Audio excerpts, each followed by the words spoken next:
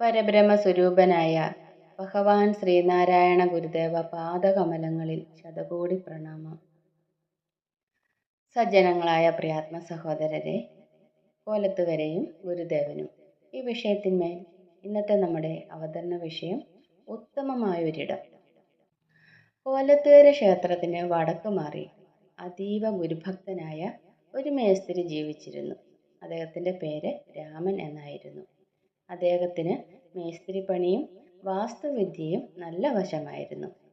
തൃപ്പാദങ്ങൾ കോലത്തുകരയിൽ വരുമ്പോഴൊക്കെ അദ്ദേഹം ഒരു നിത്യ സന്ദർശകൻ കൂടിയായിരുന്നു.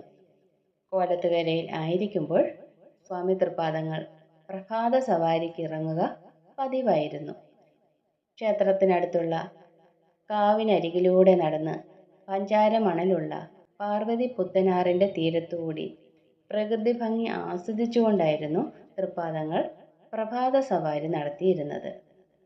അങ്ങനെ ഒരിക്കൽ തൃപ്പാദങ്ങൾ കൊച്ചൻ വൈദ്യരുടെ കൂടെ പ്രഭാത സവാരിക്ക് ഇറങ്ങിയപ്പോൾ ആറ്റിൻകുഴി ദേവീക്ഷേത്രത്തിനടുത്ത് വച്ച് രാമൻ മേസ്ത്രിയെ കാണാനിടയായി. തൃപ്പാദങ്ങളെ കണ്ട മാത്രയിൽ തന്നെ മേസ്ത്രി ഓടി വന്ന് ഗുരുവന്ദനം ചെയ്തു. അപ്പോൾ തൃപ്പാദങ്ങൾ മേസ്ത്രിയോടായി പറഞ്ഞു, കോലത്തുകരയിൽ നമുക്കായി ഒരു സ്ഥാനം കാണണമല്ലോ.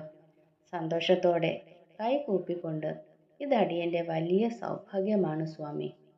സമയം ലഭിക്കുമ്പോൾ കോലത്തുകരയിലേക്ക് വരിക എന്നരുൾ ചെയ്തുകൊണ്ട് തൃപ്പാദങ്ങൾ മുന്നോട്ട് നീങ്ങി. അധികം വൈകാതെ തന്നെ രാമൻ മേസ്ത്രി കോലത്തുകരയിലെത്തി. സ്വാമി തൃപ്പാദങ്ങൾ അപ്പോൾ രാമൻ മേസ്ത്രിയോട് ക്ഷേമാന്വേഷണങ്ങളൊക്കെ നടത്തി. അതിനുശേഷം ക്ഷേത്രത്തിൻ്റെ വളപ്പിലൂടെ രണ്ടാളും നടന്നു.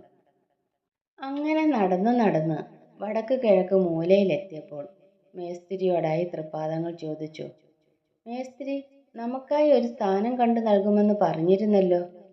തൃപ്പാദങ്ങൾ ഓർമ്മിപ്പിച്ചു. മേസ്ത്രി ക്ഷേത്ര പരിസരമാകെ കണ്ണോടിച്ചുകൊണ്ട് ഇങ്ങനെ പറഞ്ഞു, സ്വാമി, അങ്ങ് നിൽക്കുന്നിടം തന്നെയാണ് ഉത്തമമായ സ്ഥാനം. ഇതിലും മേലെ ഒരു ഉത്തമ സ്ഥാനം അടിയന് കണ്ടെത്താൻ കഴിയുന്നില്ല.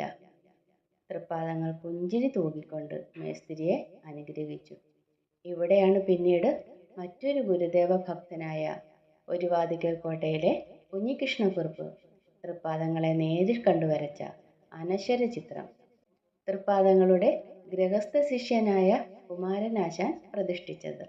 അതെ, കോലത്തുകരയിലെ ഗുരുദേവ പ്രതിഷ്ഠ, ലോകത്തിലെ തന്നെ ആദ്യത്തെ പ്രതിഷ്ഠ. അങ്ങനെ കോലത്തുകരയിൽ ഗുരുദേവ ക്ഷേത്രത്തിന് സ്ഥാനം കാണുവാനുള്ള, ലോകത്തിലെ തന്നെ ആദ്യത്തെ ഗുരുദേവ ക്ഷേത്രത്തിന് സ്ഥാനം കാണുവാനുള്ള മഹാഭാഗ്യം സിദ്ധിച്ചത് ഈ മേസ്ത്രിക്കായിരുന്നു.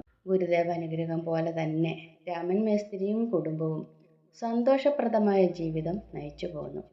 അദ്ദേഹത്തിൻ്റെ മകൻ വേലുക്കുട്ടി പേര് കേട്ട ഒരു മേസ്ത്രിയായിരുന്നു. എല്ലാം അറിയുന്ന തൃപ്പാദങ്ങൾക്ക് ഈ ഒരു കർമ്മം നിർവഹിക്കാൻ കഴിയുമായിരുന്നു, അല്ലേ?